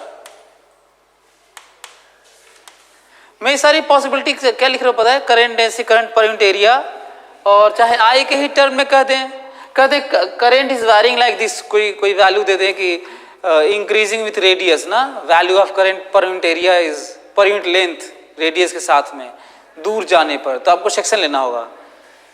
क्या इससे तुम लोग फिर से निकाल दोगे कैसा वेरिएशन है, ग्राफ कैसा है, एम्पियर, सब में फिर से एम्पियर सर्किटल लॉ लगेगा कि नहीं? क्यों लगेगा? क्योंकि इस बार फिर सिमेट्री है, रेडियल सिमेट्री है। यदि रेडियल सिमेट्री नहीं होता तो नहीं लगा पाते। रेडियल सिमेट्री के बाद फिर से आपको सोचना पड़ेगा, क्योंकि सब तरफ वैसा ही है, तो हर जगह आपको एक ही तरह का मानना होगा। और क्लोज लूप के लिए मजबूरी होगी कि पोजीशन से परपेंडिकुलर मानना होगा। यदि ये एंगल पे माने क्लोज लूप बनेगा ही नहीं, और जबकि मैग्नेटिक फील्ड क्लोज लूप बनाता है। बना के दिखा दीजिएगा यदि आप एंगल पे मान ले तो 90 डिग्री के अलावा पोजीशन एक्सिस से पोजीशन एंड दिस 90 डिग्री, कोई और एंगल मान के दिखा दीजिएगा क्लोज लूप। लेकिन सब जगह वैसे ही मानना होगा, ये नहीं कि जबरदस्ती कुछ भी बना के दिखा दी। ये देखिए सर क्लोज लूप, हाँ तो हर जगह वैसे ही बनाना दिखाना भी है, वैसे ही है हर जगह, जहाँ जैसे एक जगह माने थे एंगल पर। तो क्या ये समझ में आया आपको? अब इसको क्या कहा जाता है? बहुत कठिन क्वेश्चन है। जानते हो क्या करोगे? हाँ क्या करोगे इसके लिए? ये जो तुम है ना, ये वाला क्या करना होगा इसके लिए? क्योंकि अंदर के लिए तो आपको ये करें, अच्छा बाहर के लिए क्या करना होगा? कोई कैपिटल आर रेडियस है तो टोटल करंट की इंटीग्रेट करके ही निकालना होगा, तभी इंटीग्रेशन करना है, तभी तो टोटल करंट आएगा। लेकिन अंदर के लिए क्या करना होगा पता है? ये सब रखने से नहीं होगा, तुम्हें अंदर वाला पूरा करंट निकालना है, अंदर वाला, और तब अंदर वाला। अच्छा इसके अंदर पूरा करंट निकालना है, मतलब तुम्हारे लिए एक स्मॉल आर फिलहाल फिक्स है, और तुम्हें लेना होगा x दूरी पर, x रेडियस दूरी पर dx थिकनेस लेना होगा। इमेजिन कर पा रहे हो क्या बोल रहा हूं? और तुम्हें करना होगा ये JDA, that is what J naught R by R, and this is what x भाई, सॉरी एक्स, एक्स ना, अरे उसी को तो कह रहे थे एक्स, और इसको क्या कहोगे, सेक्शन नहीं है, 2 पाई एक्स डी एक्स। क्या ये समझ में आ रहा है, 2 pi x D x section area ना, from where to where, small R. यदि तुम इसको ध्यान रखे ना तो सारे क्वेश्चन होंगे, और यदि नहीं होंगे ना तो इसका मतलब होगा भी नहीं, हो इसके अलावा तरीका भी नहीं है। ये इंटरेस्टिंग है। तो हम लोग तरीका जानना ज्यादा जरूरी है, रख लीजिएगा, कितना भी कोई कितना क्यों ना दे दे, क्या करोगे इसके अलावा। तो जल्दी से क्वेश्चन लिख ही लो। For given current density in pipe, current density variation in pipe, एक बॉक्स बना के लिख लो यार। मैं ऐसे ही मतलब रैंडमली के लिए लिख दिया हूं, ऐसे ये वाला लिखो ऐसे ही। For given current density variation in pipe, for given current density variation in pipe find magnetic field।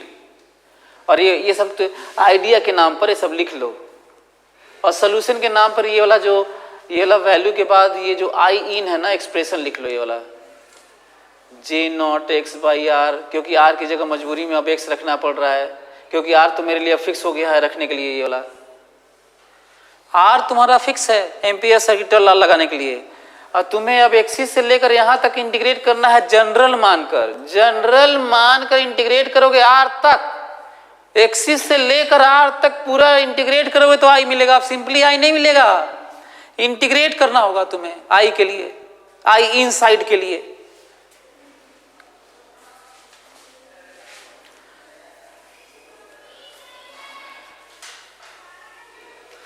मैं इसलिए इतना एक्सप्लेन कर रहा हूं क्योंकि बच्चे जब आर वाला सोचते हैं ना तो वो सोच ही नहीं पाते कि पूरा अंदर वाला करंट कैसे आए, तो उसी में वैल्यू रख देते हैं, सोचते हैं कि इसे यही रख देने से आ जाएगा।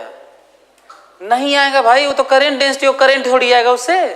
अभी तो एरिया का मल्टीप्लाई करना है, अब पूरा पाई आर स्क्वायर मल्टीप्लाई नहीं कर सकते। इसमें क्या दिक्कत है पाई आर स्क्वायर मल्टीप्लाई करने में, बताओ। ये करंट डेंसिटी है तो उसमें पाई आर स्क्वायर मल्टीप्लाई में pi small R square multiply करने में क्या दिक्कत है। यदि तुम इसी में मल्टीप्लाई कर दिए ना तो जो तुम्हें सरफेस पर स्मॉल आर पर जो करंट माना गया है ना वो तुम रख के पूरे में मान लिए, पूरे में थोड़ी है वो तो धीरे धीरे बढ़ रहा था लीनियरली। ये इस तरह की बातें, इस तरह के मिस्टेक जनरली होते हैं बच्चों से। कहते हैं मल्टीप्लाई कर देते हैं, ले जाकर रख देते हैं और गलत आ जाता है। कौन यूनिफॉर्म रहता तब ना एरिया का मल्टीप्लाई करते। क्लियर? तो अब वो कर लेते हैं, वैल्यू एक बार इकट्ठा लिखकर और ग्राफ खींच लेते हैं। ये देखो value B is equal to mu not I R by 2 pi R square for which value less than R, and B is equal to again वो तो वही वाला है mu not I by 2 pi R for R greater than equal to R. अच्छा equality यहाँ पे लगाते हैं नहीं सरफेस के लिए, यहाँ पर कि बात सरफेस पर हो रही है, इस बार कॉन्टिन्यूअस है, चेक कर सकते हैं दोनों जगह, मैथ्स में पढ़ते भी होंगे इस तरह की बातें। और ग्राफ ये है, this is B and this is R, critical point is capital R। जरा देखो तो इस बार एक्सिस पर 0 है, ये वाला रखोगे लीनियरली इंक्रीज कर रहा है। वैल्यू कितना आना है mu not I by 2 pi capital R। Notice किए अंदर में लीनियर रिलेशन है, दिस इज कांस्टेंट। ये भी बच्चे ध्यान नहीं देते हैं, कहते हैं कि स्ट्रेट लाइन क्यों खींचे हैं। This is constant constant constant, this is constant, this is variable. Variable ये होता है, तो ये लीनियर वेरिएशन है passing through origin straight line.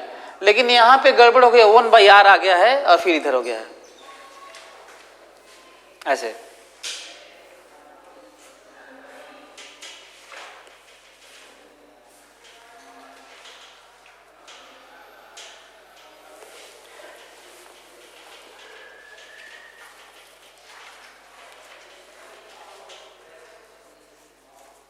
ये समझ में आया? और इस तरह का बदलाव भी जो मैं दिया था करंट डेंसिटी वाला, वो सब कर लोगे अब तो, इसमें कोई दिक्कत नहीं आएगी ना। यदि मैं कह दूं कि ये थिक सिलेंडर है, thick cylinder, inner radius R1, outer radius R2 और करंट का रिंग आई यूनिफॉर्मली डिस्ट्रीब्यूटेड, खींच लेना।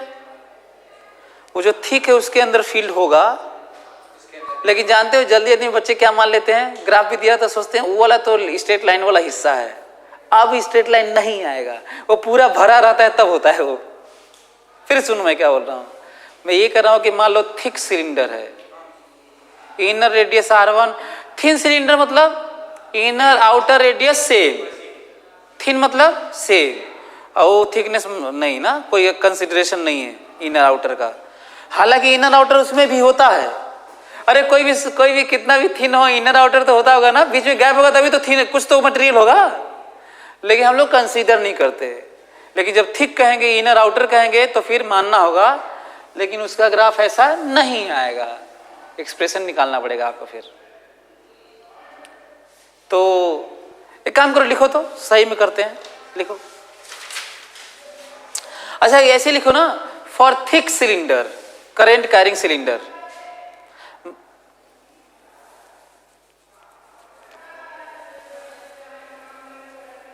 बस इतना ही, बहुत ज्यादा हेडिंग नहीं ना, मैग्नेटिक फील्ड तो पढ़ ही रहे हैं। चलिए करिए बस इतने ही से, बाकी करंट वरेंट कुल मान के चल रहे कि है। चलिए क्या लंबा सा लिखवाना है, जल्दी।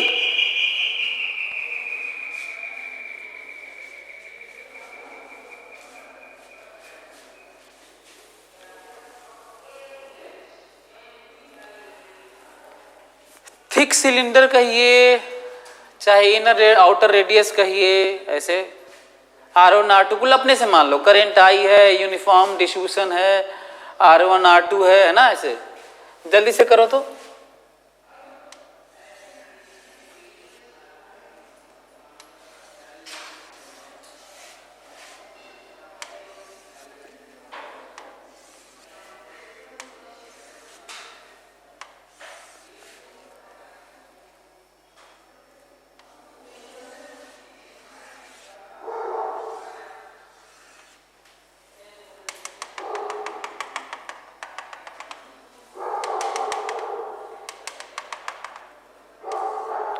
This is R1, this is R2, current is I।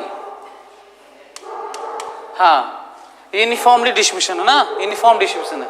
आप जल्दी से निकाल लीजिए।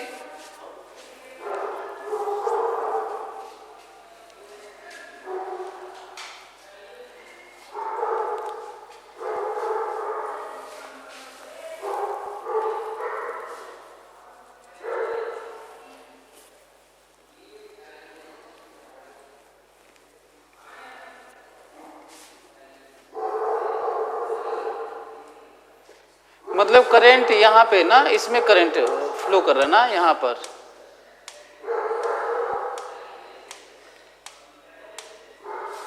मतलब यहाँ पे करंट है, करंट इसमें है ना, करंट इसमें है।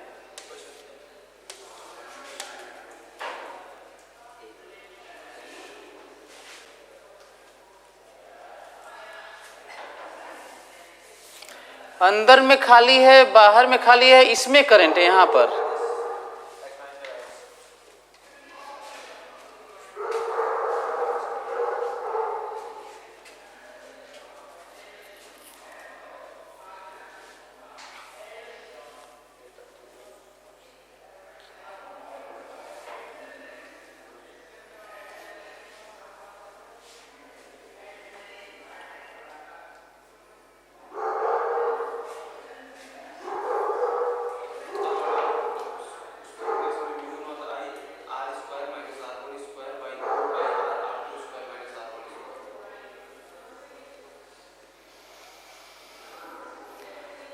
हम लोगों को इसको भरना है, देखो तो हम लोगों को भरना है ये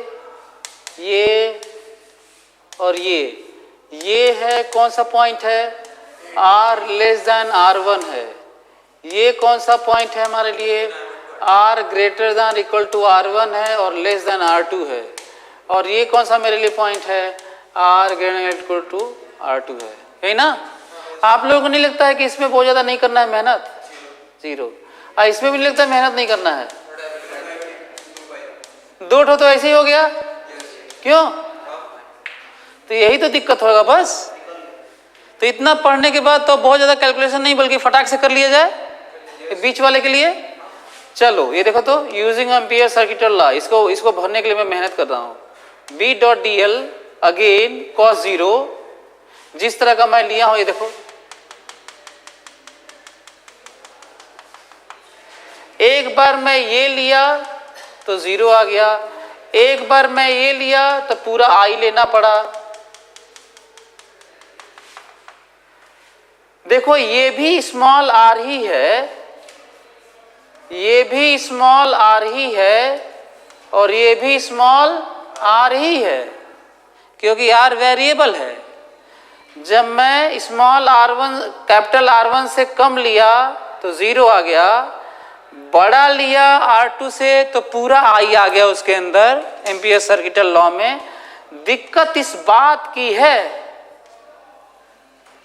इस बात की दिक्कत है, cos 0 mu naught I in that is B taken out again. वैसे पूरी symmetry DL mu naught was I in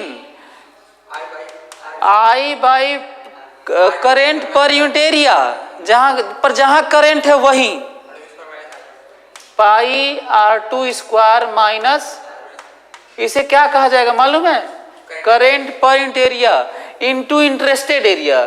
जरा इंटरेस्टेड एरिया जरा देखो तो, इंटरेस्टेड एरिया देखो,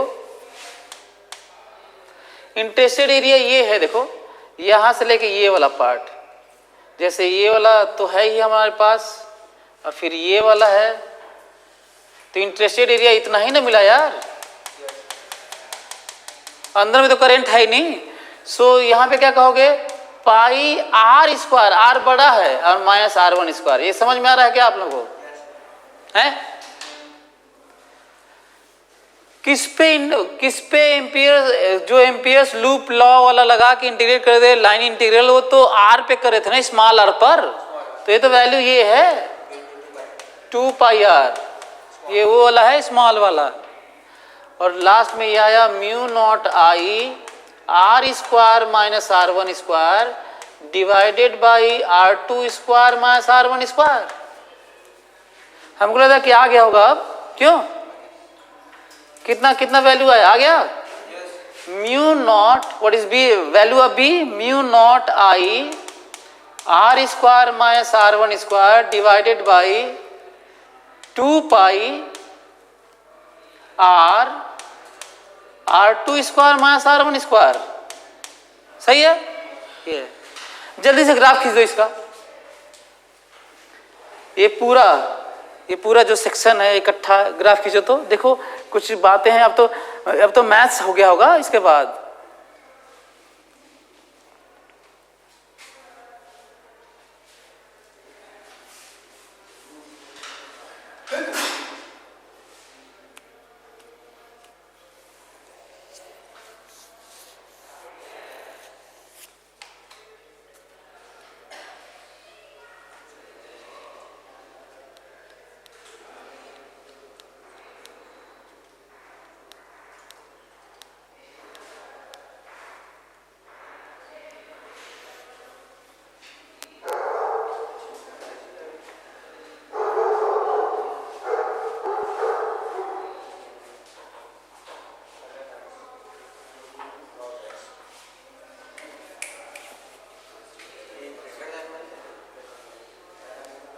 हो गया? चलो देखो तो, ये देखो मैं खींचते जा रहा हूं ना, वैल्यू तो लिख चुका हूं तो इसको मिटा देता हूं मैं। ये देखो मैं जरा सोचता हूं कि इसको कैसे खींचा जाए। ये सब बाउंड्री कंडीशन जितने भी आप लिखेंगे उतने सेक्शंस बनते हैं, केवल एक एक्सप्रेशन तो उसी से, 2 तो 2 पार्ट, 3 तो 3 पार्ट। तो देखो 3 पार्ट कौन से, एक तो ये वाला पार्ट R1 तक, एक ठो ये वाला पार्ट R2 तक और उससे ग्रेटर वाला, this section and this section. ये बात यहाँ की नहीं है, कहीं की है। ये केमिस्ट्री में भी होता है, पूरे मैथ्स में भरा पड़ा है। मैथ्स इसलिए पढ़ते हो ताकि यहाँ पे तुम कुछ कर सको। बताओ, लेस देन के लिए 0 बनाए, ये देखो सही है। और इधर वाला तो आइडिया लग ही रहा होगा ऐसे, ये वाला। दिक्कत ये है कि हमको ये नहीं समझ में आ रहा कि यहाँ पे जब बनाया जाए तो स्ट्रेट लाइन खींच दूं कि ऐसे खींच दूं कि ऐसे खींच दूं, ये नहीं समझ में आ रहा। तीन ही तरीका है, या तो मैं स्ट्रेट लाइन बनाऊं, सही में ऑप्शन यही दिया भी होगा, या तो ऐसे, या तो ऐसे, या तो ऐसे। अब ये नहीं समझ कौन सा वाला सही है। ये इलेक्ट्रोस्टैटिक में भी मिलता है क्या, ये वाला कि ये वाला? मतलब निकाले हो कि ऐसे गेस कर रहे हो?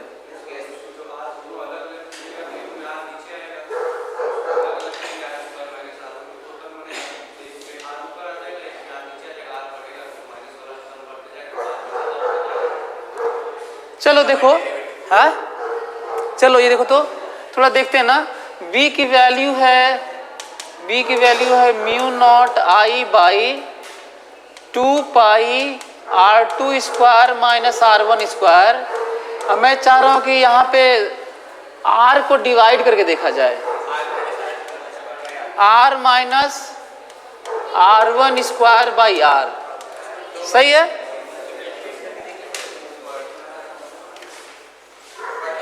ये वाला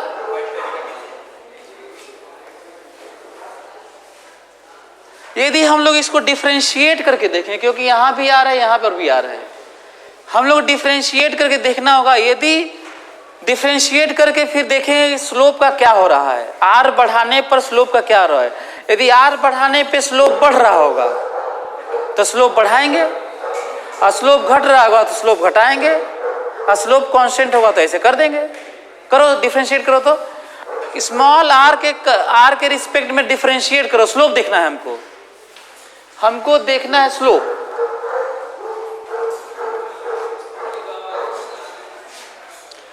डिफरेंशिएट करो तो dB by dt proportional to what, dB by dr proportional to what, 1 minus 1 plus R1 square by R square. सही है?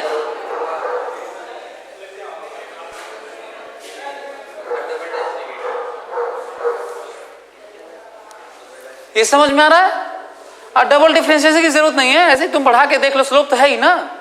हालांकि डबल डिफरेंशिएट करके भी चेक कर सकते थे, लेकिन जरूरत नहीं है। मैं कह रहा हूं कि मैं R को बढ़ाने जा रहा हूं, बताइए स्लोप का क्या हो रहा है।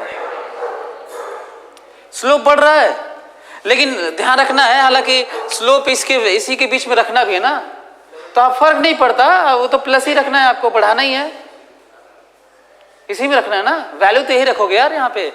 और एक और चीज है कि वैल्यू तो एक ही जगह, ये भी नहीं है कि हम लोग को कहीं पे कुछ प्लस माइनस है कि रख के दिक्कत भी आएगी। तो इसके लिए जब बढ़ाते रहोगे स्लोप, बहुत ज्यादा दिक्कत नहीं आनी है। तो बताओ स्लोप बढ़ रहा है कि घट रहा है? हाँ, घट रहा है। तो ऐसे बनाओ कि ऐसे बनाओ? इस बार तो गलत हो गया फिर आप लोगों का सोचना। तो दिस आंसर। और इलेक्ट्रोस्टैटिक में भी देखना यही आता है, ध्यान रखना आगे से। और फिर यहां वाला ऐसे है, जल्दी से बना लो, इंपॉर्टेंट है ये।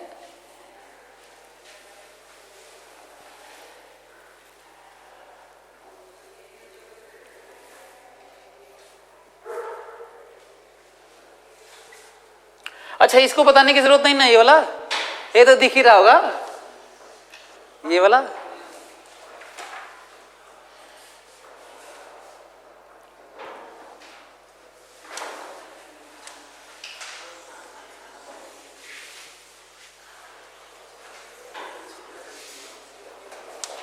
क्वेश्चन और कैसे कैसे बनते हैं वो लिख लो, घर से करना भी ना।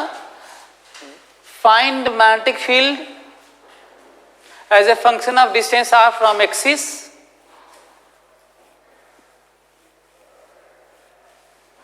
find magnetic field as a function of distance r from axis of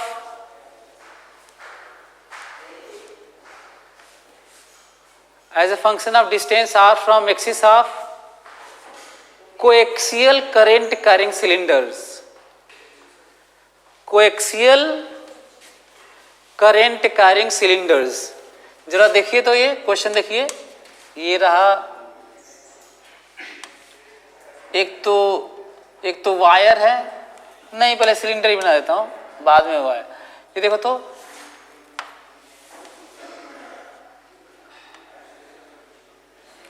thin cylinder है और इसमें करंट है, क्रॉस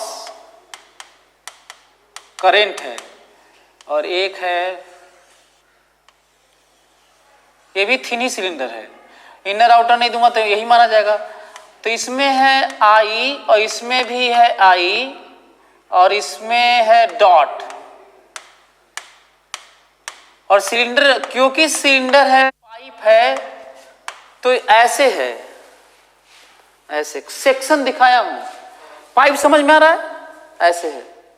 तो अंदर कोएक्सियल पाइप है, दो पाइप है, क्योंकि पाइप तो ऐसे थोड़ी दिखेगा, ऐसे ना सेक्शन दिखा रहा हूं मैं, ये सेक्शन दिखा रहा हूं इसका ये, और रेडियस है, this is R1 and this is R2। Same current, एक में आउटर पाइप में लार्जर रेडियस में इधर करंट है और इसमें इधर करंट है। दूसरा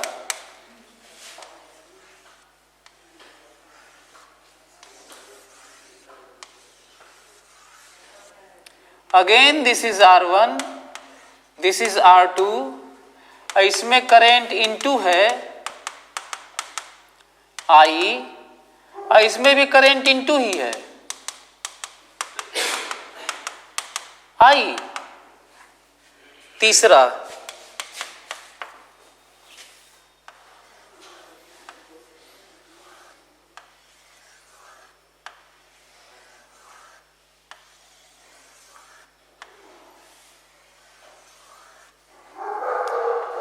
this is A, B, C,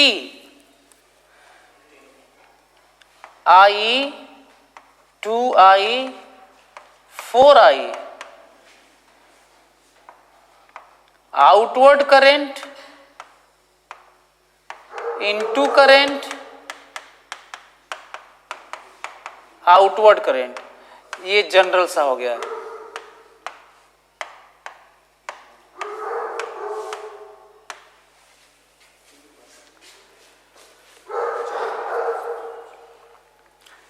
outward into outward,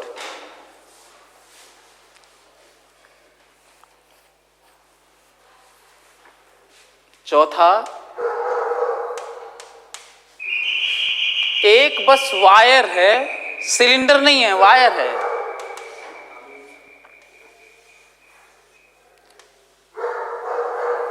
इस बार थिक है ये, एंड इज 2I, ये है डॉट मतलब आउटवर्ड और ये है क्रॉस, और थिक है ये,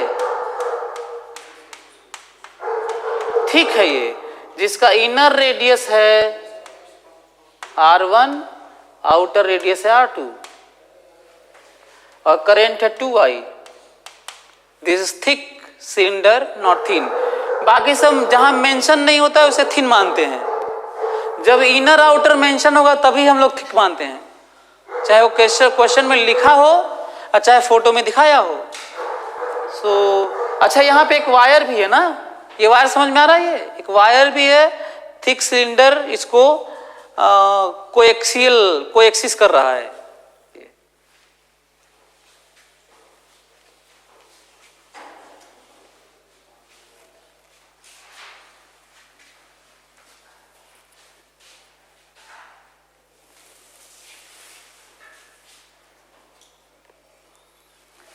सब देखने में पाइप नहीं लग रहे होंगे, तुम ऐसे तो नहीं मानो कि ये पाइप है,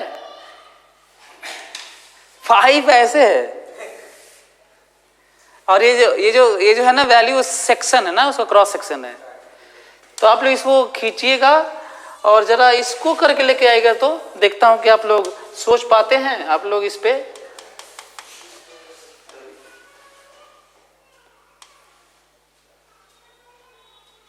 दिस इज पाइप,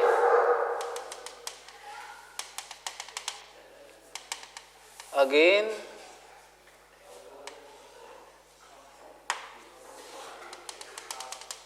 पाइप, इस पाइप में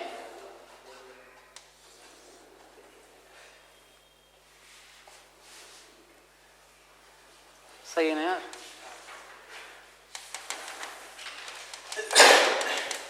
करंट आई है ना, करंट आई है, लेकिन आधा है ये, कुछ ज्यादा डरावना होने वाला है, आसान नहीं होगा, माथा गर्म हो जाएगा आपका। और ये इधर कहां तक है? इनफाइनाइट तक। इधर कहां तक है? इनफाइनाइट तक। फाइनाइट कर देंगे तो बियॉन्ड कोर्स हो जाएगा ये। आपको बताना है कहीं पे यहां पर एक्सिस पर मैग्नेटिक फील्ड बताना है। What is B at P? Find B at P. ये तो कहीं भी पॉइंट तो जनरल कॉमन ही होगा क्योंकि इनफाइनाइटली लॉन्ग है। क्वेश्चन समझ में आया क्या ये? हाँ हॉलो है, जब मेंशन नहीं करूँ, कहा था ना कि इनर आउटर रेडियस मेंशन ना करूं। पाइप का थिकनेस है, ये जो दिख रहा है थिकनेस है। हालांकि मैं सॉलिड भी दे सकता हूं, नहीं तो हॉलो वाला जाएगा तो फिर यूज करके सॉलिड वाला तो निकाल ही सकते हैं। This hollow semi circular pipe, semi circular cross section, having semi circular cross section pipe, half part of the pipe एक प्लेन से काट दिया गया है पासिंग थ्रू एक्सिस। इमेजिन कर पा रहे हैं क्या है ये? आसान नहीं होगा, कुछ ज्यादा ही कठिन सोचना पड़ेगा आपको और निकालना होगा, क्योंकि एक वायर लेके एंगल थीटा पे आर डी थीटा, कुल बड़ा ड्रामा है, इमेजिनेशन कुल एडवांस में जा रहा है अब ये। ठीक है, अब ये सब चीजें तो हमको नहीं लगता है किताब उताब में आपको सब मिलेगा, ये सब आसान नहीं है ये सब। एक और लिख लो, सॉलिड लिख लो, केस बना लो इसको, सॉलिड भी लिख लो। Throughout the semi circular section solid है ये। सो बीपी और एक और क्वेश्चन ऐसे लिख लो, for solid semi circular part of pipe section ना, सेमी सर्कुलर सेक्शन। तो दूसरा क्वेश्चन लिख लो, और बल्कि मन करता है तो फोटो बना लो, और ये वाला तब हमें गायब करना होगा, ये वाला पार्ट गायब करना होगा, और तब हमें कहना होगा कि ये पूरे में, इस सेक्शन में पूरे में करंट है, इस पूरे में करंट है, अब थ्रू आउट सेक्शन ना पूरे में करंट है ऐसे, राइट। लेकिन है यदि पूरा कंप्लीट पाइप होगा तब तो बता ही दोगे, वही तो पढ़े थे आज। फिर तो एक्सिस में बता ही दोगे तुम, है ना। कितना होगा एक्सिस पर? 0। कितनी अजीब सी बात है ना, ये कंप्लीट करने पर 0 दिख रहा है, कंप्लीट होगा तो 0। एक और आप लोग क्या करेंगे, एक और आप लोग बताएंगे हमको, इसका बताएंगे ना। एक और क्वेश्चन लिख लो, ये है again this pipe, infinite axis और करंट सरफेस पे है, सरफेस पे है आई ना, और this I current per unit length.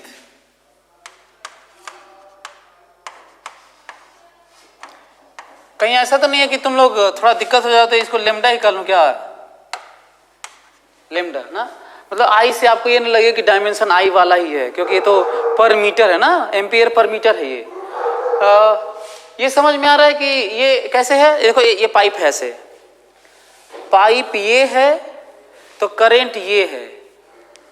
Imagine कर पा रहे आप, करंट ऐसे है ही नहीं, करंट ऐसे है, हर जगह करंट ऐसे है। आपको बताना है कि यहाँ पे मैग्नेटिक फील्ड कितना, what is magnetic field at P.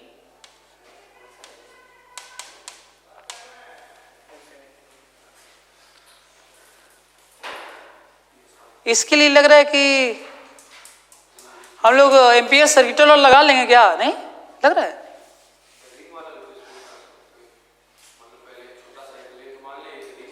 तो फिर लंबा होगा ना वो तो क्या एम्पियर सर्किटल वाला से तो लग रहा है एक लाइन में आ जाएगा क्या? सोलिनॉइड की तरह है नहीं लग रहा है? नहीं, तो हमें ये देखना है कि ये सब यूज करने आता है कि नहीं, क्योंकि वैसा वैल्यू तो नहीं आएगा ना, उसमें तो नंबर ऑफ टर्न्स होता है, तो नंबर ऑफ टर्न्स की बात ही नहीं कर रहा हूं मैं। ये भी तो देखो क्या लिखा हूं मैं।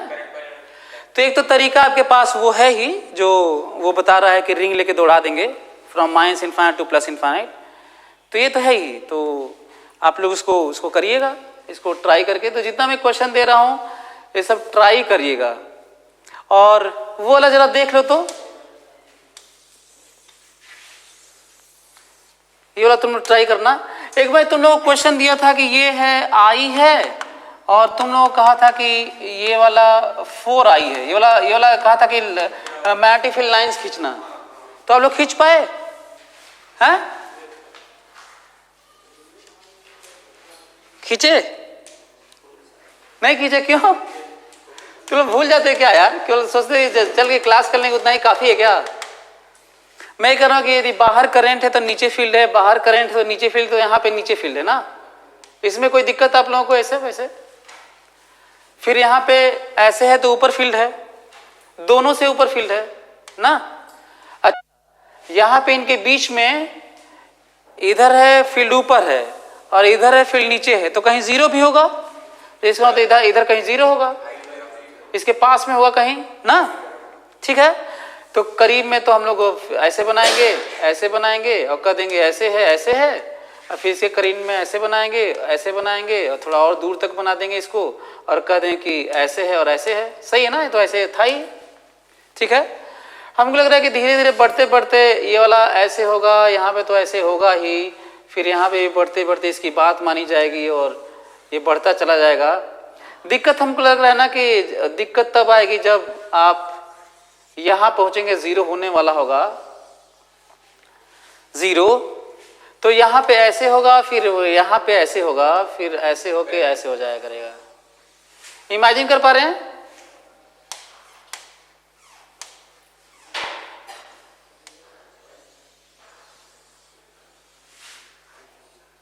फिर ऐसे। अच्छा, हम लोग को थोड़ा बहुत आइडिया किस बात का भी लगाना चाहिए था, मालूम है? यहाँ पे परपेंडिकुलर बाइसेक्टर पे ना इधर इसकी बात मानी जाएगी। नहीं, देखो तो इसकी बात क्यों मानी जा रही है, समझ में आ रहा है? और जब दोनों सेम होता है तो ऐसे हो जाता है, यहाँ पर सिमेट्री हो जाता है, तो बना लीजिए ये। और बहुत दूर चले जाओगे तो क्या हो रहा होगा, ये जो बेंडिंग है ना ये धीरे धीरे खत्म हो रहा होगा, और लगभग क्या हो रहा होगा, सर्कुलर। कितना करंट का? 5i का। कितना करंट का? इंटरेस्टिंग है। हमको लग रहा है कि ये तो थोड़ा आसान था, जल्दी से वो वाला बनाओ, ये डॉट वाला, ये क्रॉस वाला, जल्दी करो तो।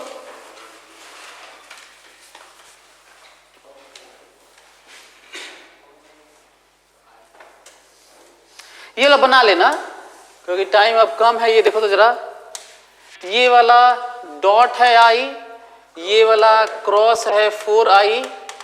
यहां पे देखने में तो अपना वाला पार्ट तो ऐसे ही लग रहा है कि भाई ऐसे ही हो जाएगा, ऐसे बाहर तो ये नीचे ऊपर, और इसका भी ऐसे ही अपना वैल्यू, तो इस बार अंदर है तो इस बार ऐसे और यहाँ पे ऐसे ना। ठीक है, जल्दी से बताओ, क्या यहाँ पे कहीं जीरो होगा क्या? दोनों एक ही तरफ दे रहे होंगे, नहीं? देखो ना, ये भी ऊपर दे रहा है, ये भी ऊपर दे रहा है, देखो, तो यहाँ पे तो जुड़ जा रहे होंगे। क्या इधर कहीं जीरो होगा क्या?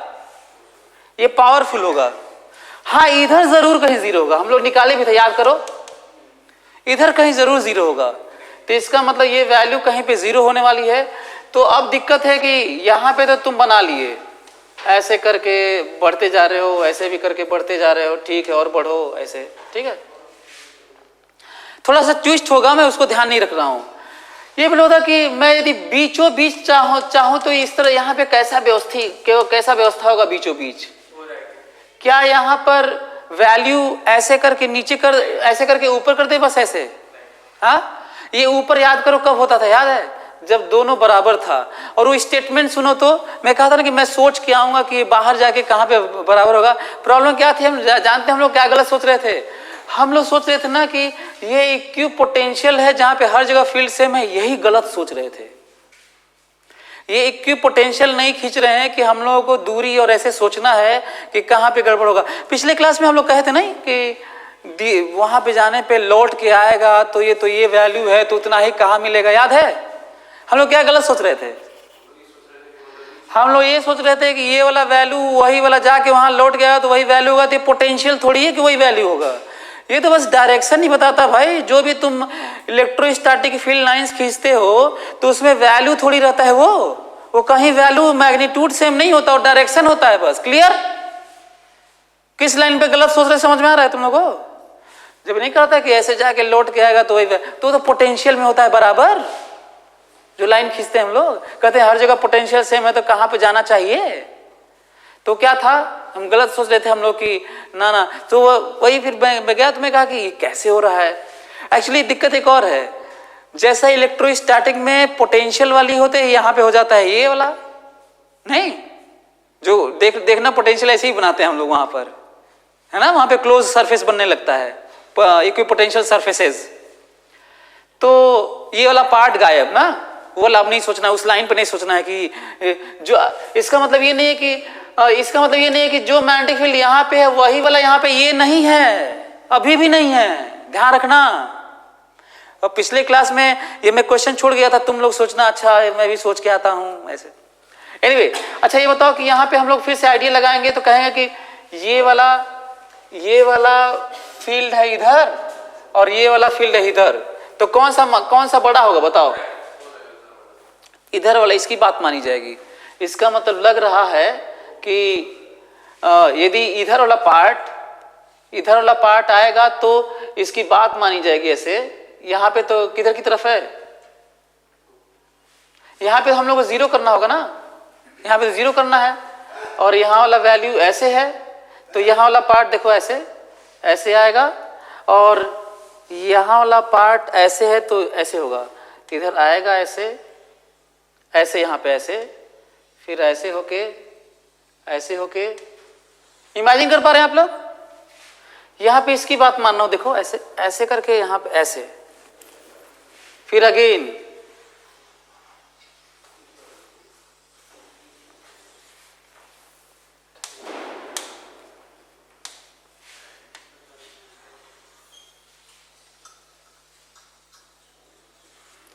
लेकिन जानते हो जब तक तो हम लोग यहाँ पे ऐसे करके ऐसे करें, फिर ऐसे आए यहाँ पर, उसके बाद दिक्कत क्या होगी? यहाँ पे नहीं बना पाएंगे। पता है यहाँ पर जो हम लोग कह रहे थे कि यहाँ पर नीचे था ऐसे, नीचे यहाँ पे ऐसे, इसकी बात यहाँ पे हम लोग कैसे बना रहे थे? अभी तक इसका तो ऊपर ही बनाना था, यहाँ पे हम लोग को बाहर बनाना था। समझ रहे हो? इसका मतलब ये वाला हम लोग अभी नहीं बनाना था, इसका हम लोग को अभी इसी तरह का बनाना था, ये वाला।